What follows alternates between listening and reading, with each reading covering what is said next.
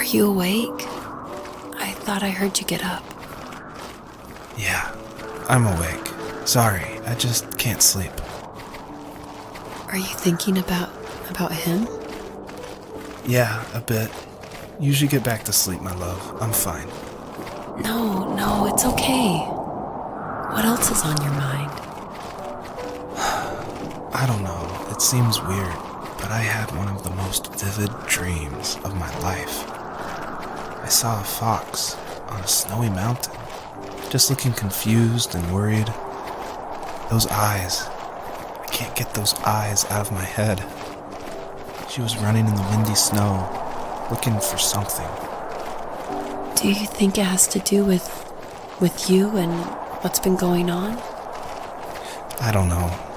It was just a dream, Rachel. They're not meant to make sense. A lot's happened the past couple days, that's all. Well, if you're not going to sleep anyway, you should tell me. I want to hear. All right. So, not far from her home, she followed that path to something unexpected.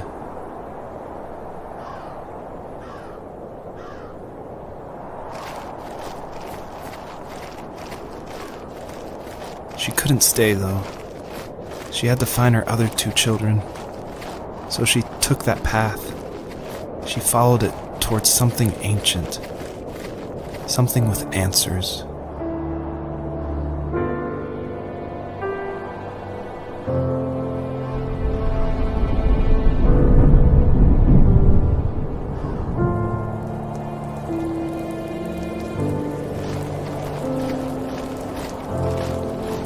The fox looked high and low, searching for any sign of her cubs. Points of light showed the way to this ancient tree. It was as if each one had a story to tell, all their own. The land was trying to tell my story, too. I felt like I was right behind her the whole time.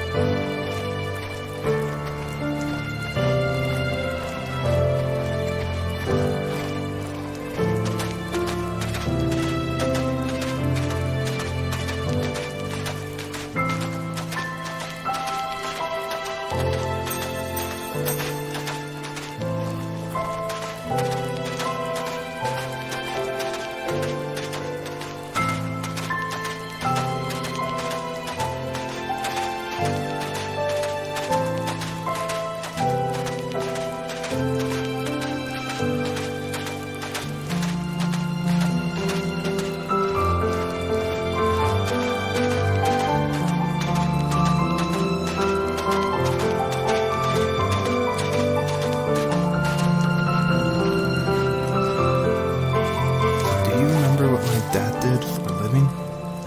Wasn't he like a lumberjack? That's one way of putting it. If wood was a canvas, then a carving knife was his paintbrush. Even after working a 50-hour week, even after his hands were more splinters than skin, he would bring home the nicest piece of Alaskan weeping cedar and make me toys. That wooden train was the first toy I can remember, and I loved it. I just knew from a young age I was going to be a lumberjack, like my father.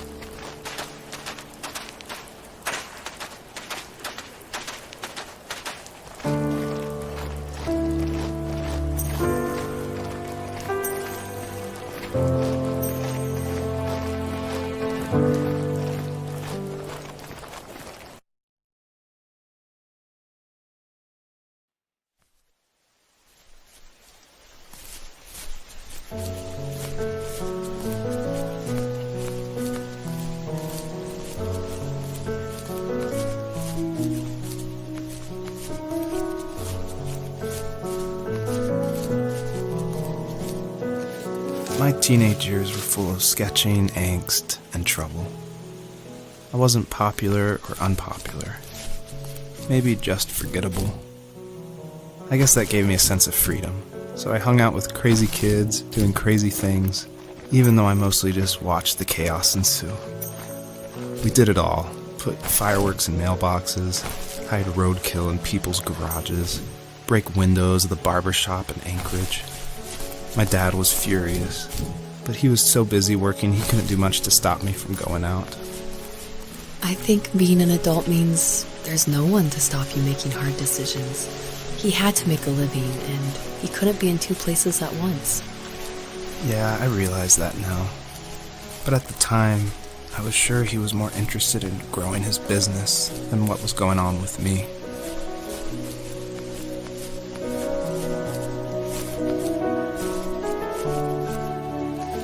He was working another late night, and my friends were over, saying how bored they were and how they'd come all the way out to my house for nothing. One of them mentioned how that old, ugly beyond belief truck was still in the garage, and how we should take it for a spin.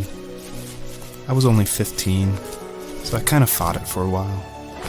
The next thing I knew, we were careening around the mountain path, rocks spitting onto the sides of the cliff, while my dad's cringeworthy bluegrass blared out the speakers. I drove while my friends were in the back of that yellow and purple truck, throwing beer bottles and trash at anything remotely interesting.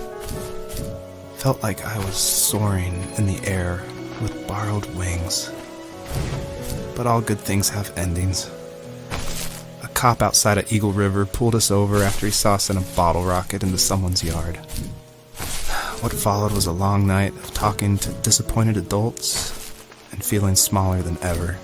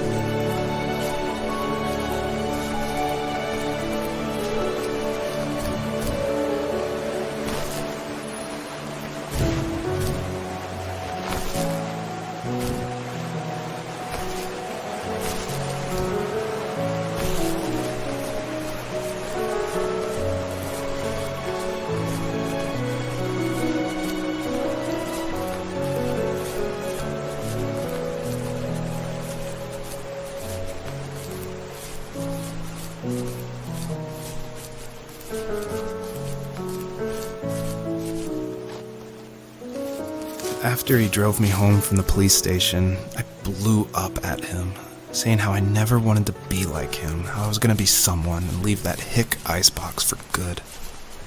He just looked forward at the road with tired eyes. I took out that bluegrass tape from the cassette deck and chucked it out the window. In my sage teenage wisdom, I thought I had proved the ultimate point, but my dad had a different idea. He slammed the brakes, slowly bowed his head while gripping the steering wheel, and finally looked at me. All he said, like it was a polite request, was, "Make this right." I sat there in silence, fuming, but I eventually got out and combed every square inch of the woods, muttering profanity after profanity. I found it 30 minutes later, near a small waterfall off the road. I went back to the truck, put the wet tape back in, and sure enough it worked. We didn't speak another word to each other the rest of the night. Wow, I knew you were a crazy teenager, but... It's hard to believe, isn't it? It surprises me too. It's like I didn't really know who that kid was back then. I bet my dad thought the same thing over and over. It's almost like he was saying, make this right to himself, more than to me.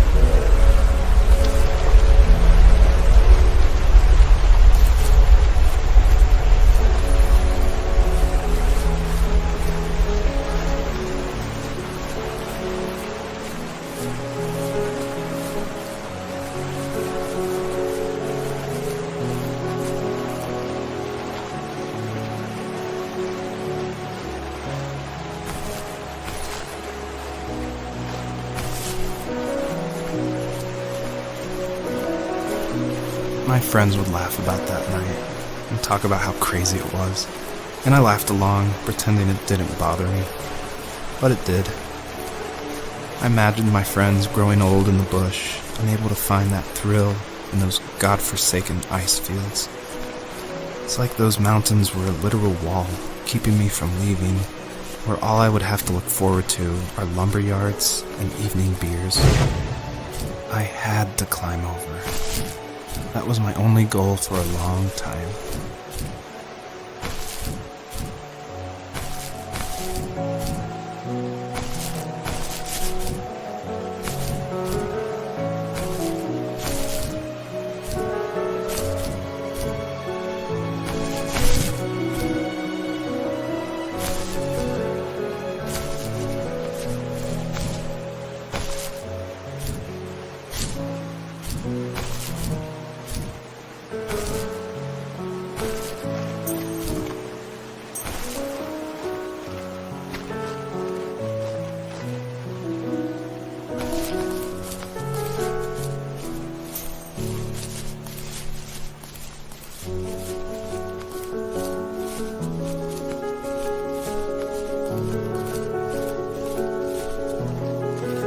If there was some way I could take my love of drawing and turn it into a way of escape, nothing would make me happier.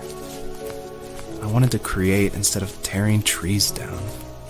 I wanted to move to the lower 48, not because I hated it there in Alaska, but I hated the idea of it. It's like all of that spite inside me had created this monster which followed me around my whole teenage years. I put so much energy into doing what others didn't expect of me. Why did I do that? There's one fact you're forgetting, though. If you didn't have that fire in you, we probably would have never met. You're absolutely right. Maybe the destination is all that matters in the end. But then why am I awake? Why am I seeing this fox go on her journey? And why can't I stop thinking about my dad?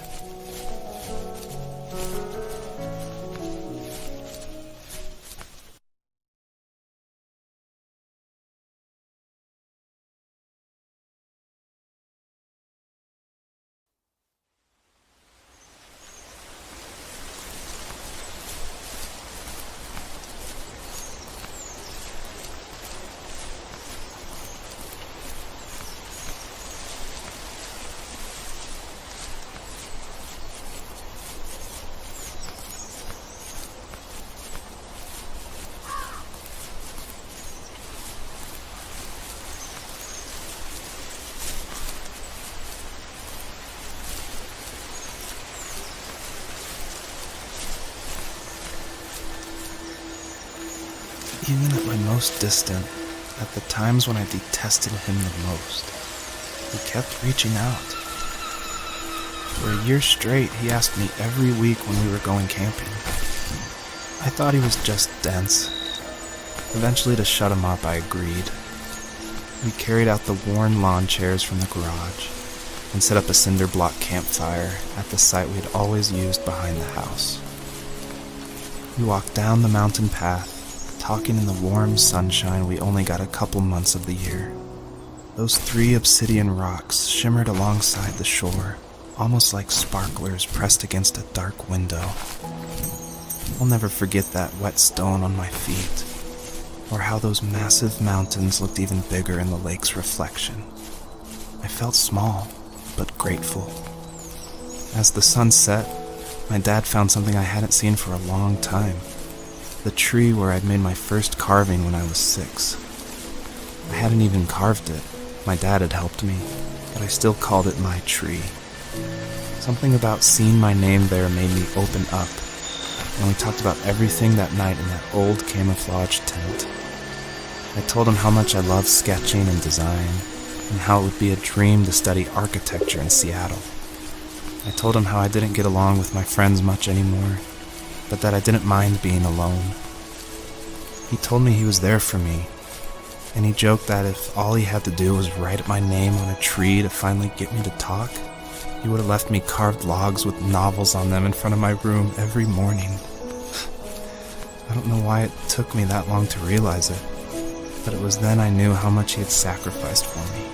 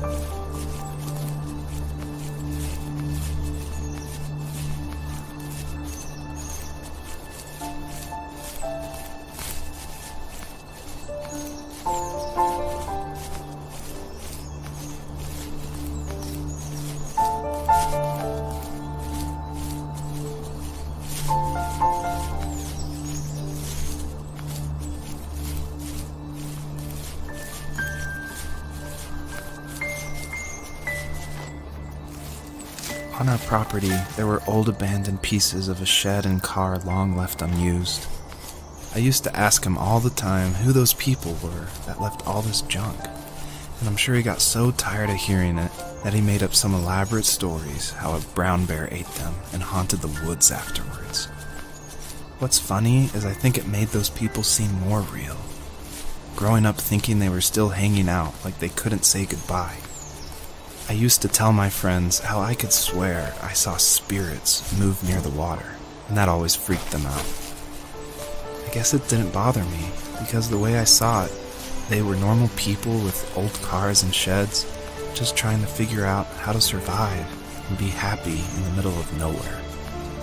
It was a cool thought that they didn't want to leave, but I was a weird kid. Well, you had good company since those ghosts like living in a place where they were brutally devoured.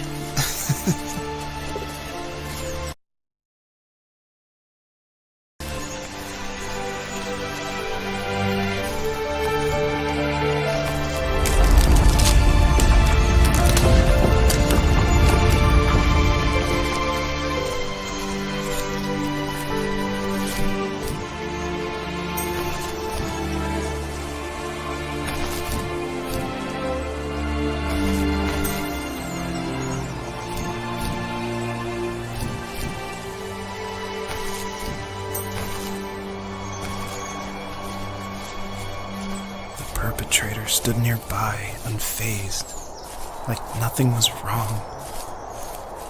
My dad is dead, and he's never coming back, Rachel. I can tell you these stories, but I can never reminisce with him again. He can never hold a grandchild that we'll probably never be able to have. I can never talk to him again, and I'll never be able to say I'm sorry for everything.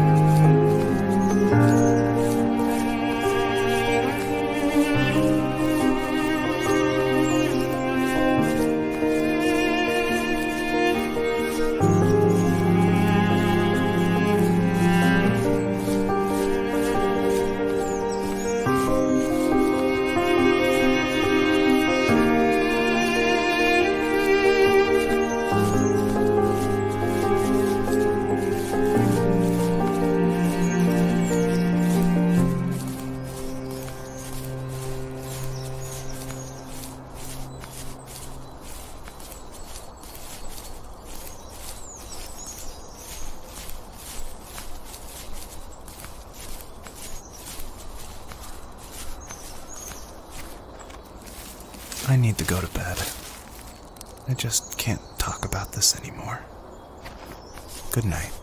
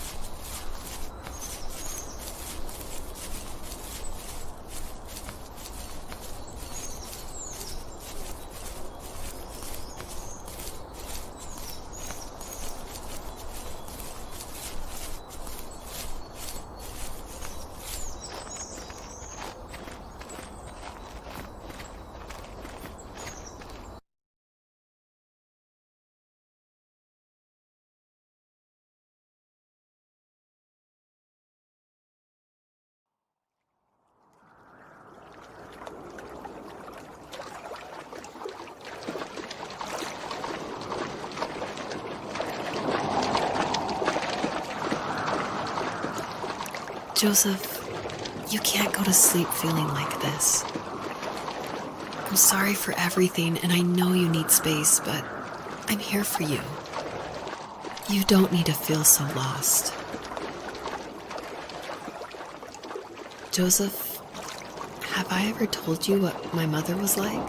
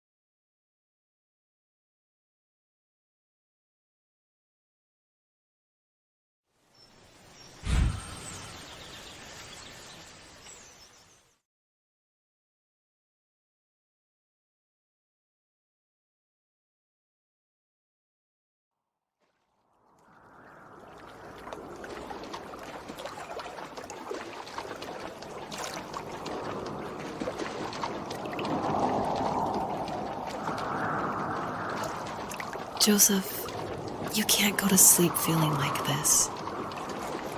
I'm sorry for everything, and I know you need space, but I'm here for you. You don't need to feel so lost.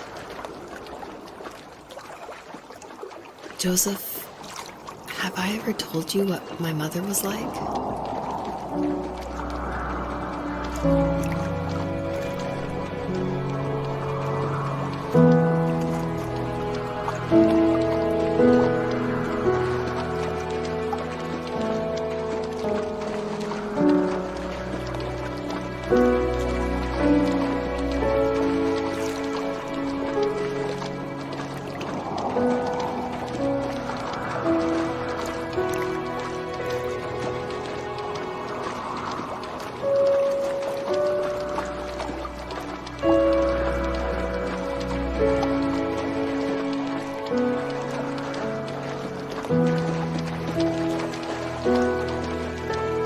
You know what it's like not to have a mom at home. And you know how hard that made my childhood. What helped me was watching the birds in the morning before the school bus came. I thought that my mother was one of those birds, and it made me want to be free like her. My mom taught me how to fold origami cranes while she was in the hospital. So I told myself I would fold one every day until I could fly myself.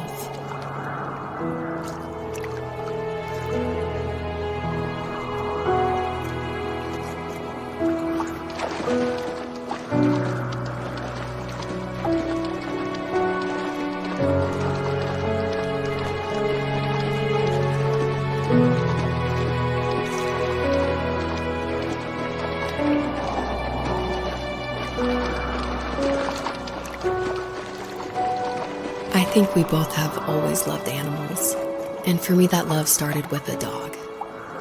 Sometimes this Rottweiler would come up to our property line and wait at the fence for me, but only once in a while. I was sure to check every day immediately after school, and it usually ended in disappointment. I would even steal money from my passed-out dad just so I could buy these off-brand dog biscuits. Even when she did stop by, she never went beyond the fence. Why was she so scared?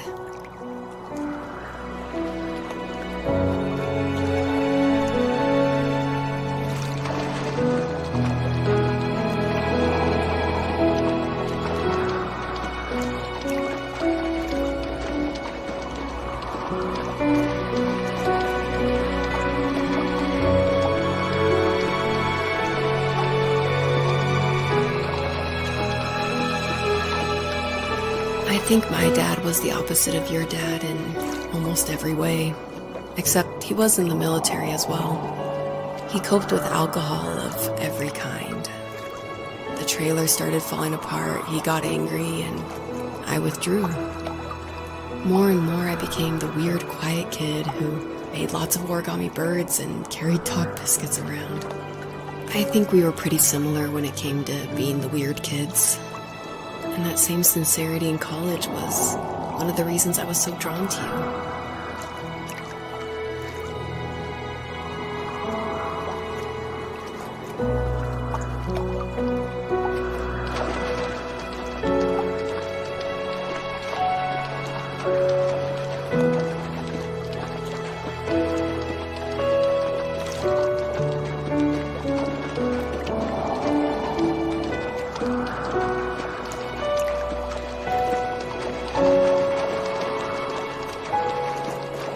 Life got worse and worse, and at one point, I really didn't think I could survive another day with my soul still intact. I had no real friends, let alone neighbors, since we lived in the middle of nowhere. I should have talked to my teacher, but I was scared what he would do if he found out. As I waited for the school bus one morning, I walked around until I found something in an abandoned shed. Something I can't put into words.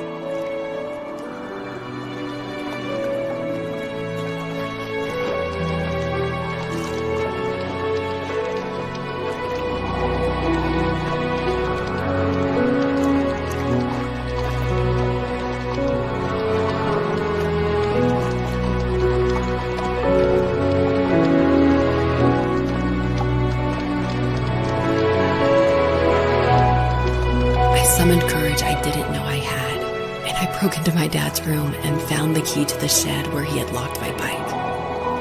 I'll never forget that feeling.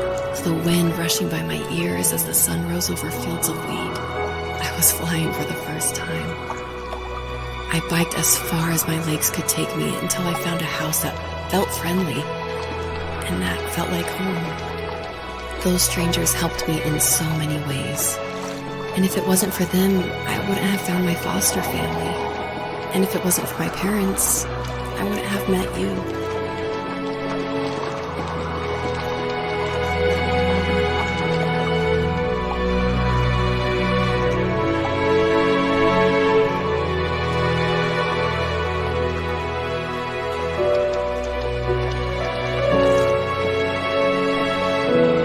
You have strength, Joseph, and you're not as alone as you think.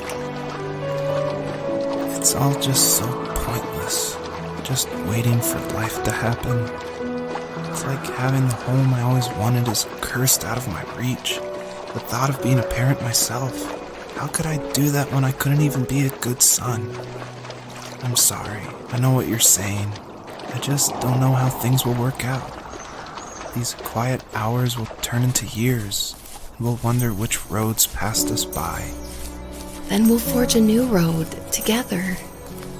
Besides, I discovered for myself that one fateful morning where any hopeful road leads to. There may be thorns and mist, but it always leads to the same thing. And what's that? Family. I'm so glad that you're part of my family, Rachel. And I'm glad you're part of mine.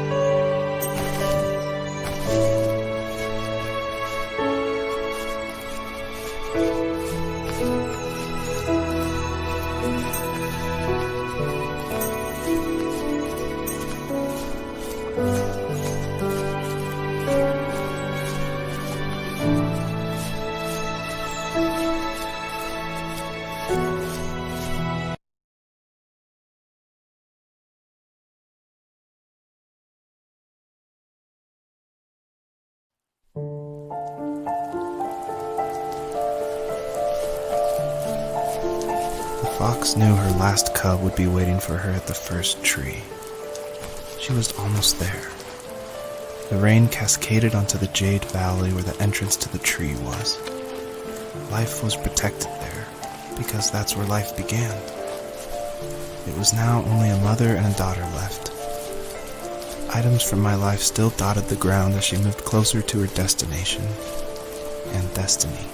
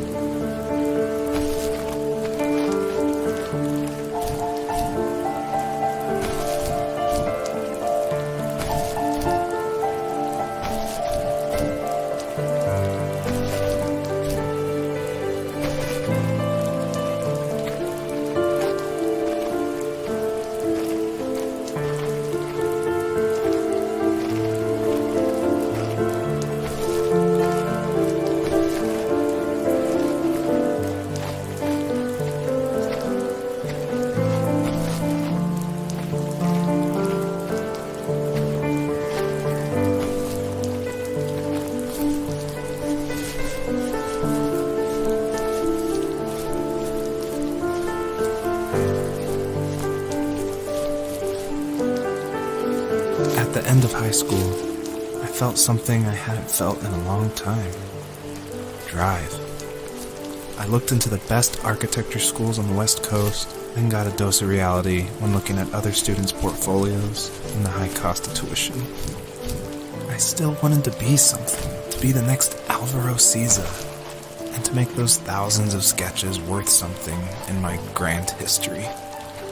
But now even an internship sounds impossible. Siza helped me understand how essential emotion is in architecture, and he also said light is the real composer of space. I like to think these glints of light, like not finding a job or even a strange dream about a fox, are something I should be thankful for, even if the illuminated space is something I'm less than comfortable with.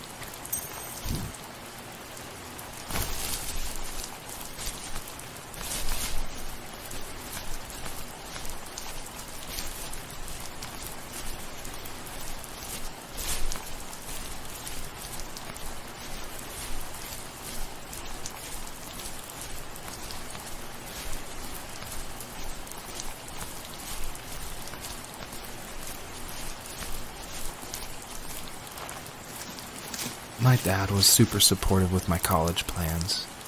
To a point. Things were okay until this terrible accident happened. I guess a forklift flipped over due to a bad axle, and it crushed one of the workers there. My dad didn't eat for days, even though he wasn't directly involved. It devastated him. Not only did it hurt the business, but it just freaked him out. He would talk in his sleep, muttering things about firing people and saying sorry. One fateful day he approached me, said that since my school search wasn't going well, I should finally be a man and take over the family business.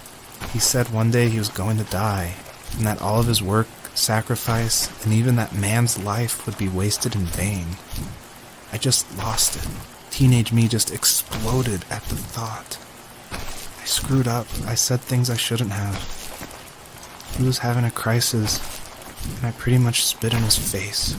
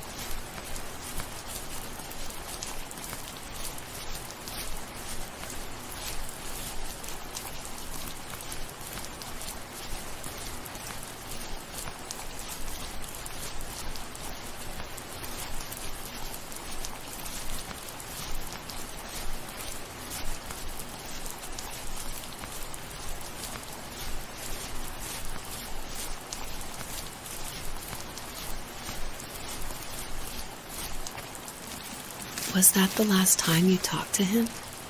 No, I called on holidays, and he would call on my birthday. I guess we acted like nothing ever happened, which was stupid. Didn't want to ask about his lumberyard, and I'm sure he didn't want to ask about my job search. I never went back and visited. I think the last conversation we had was about what movies we had seen and what exactly a best boy is in the credits. I thought he would be here so much longer.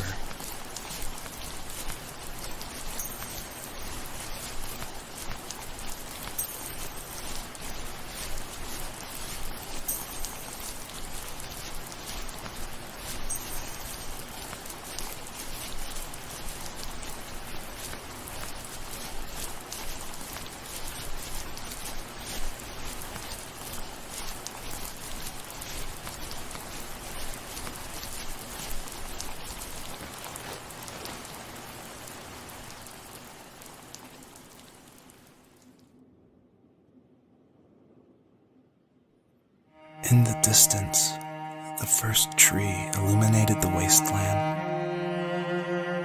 She couldn't go home anymore. She did the only thing she was capable of: moving forward. My dad died alone in the middle of the wilderness. I should have been talking to him more. I should have done a lot of things differently.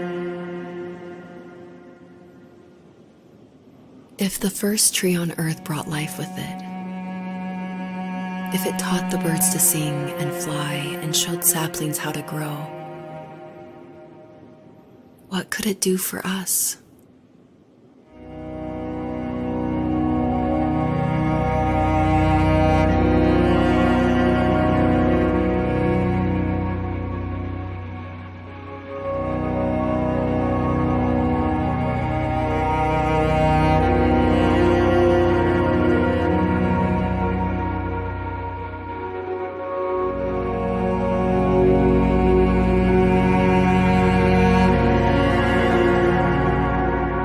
There was a letter I received yesterday from a name I didn't recognize, with a quote I can't stop thinking about. Death is not the opposite of life, but a part of it. More and more, I'm realizing one important truth. Each of us have our own journey to the first tree. But sometimes I'm not sure I'm ready to take that first step. You already have my love.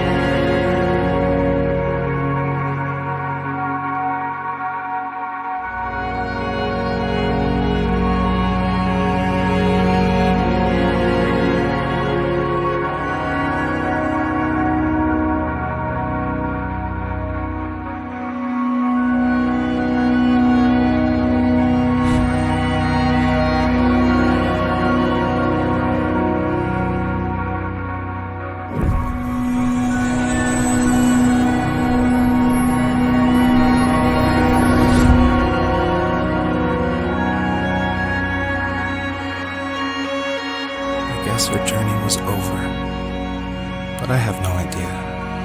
It was only a dream, a distraction from tomorrow. I don't think dreams normally bring back to memory so many important feelings. Maybe it was just a dream, but it was also a gift. Yeah, I suppose. But tomorrow we're getting on a plane to the last place on Earth I want to be. The only person that would have made the trip worth it is gone. You're going to see him and be with him one last time before you say goodbye. I have one last quote for you by Emerson, sealed in an imaginary letter from me to you.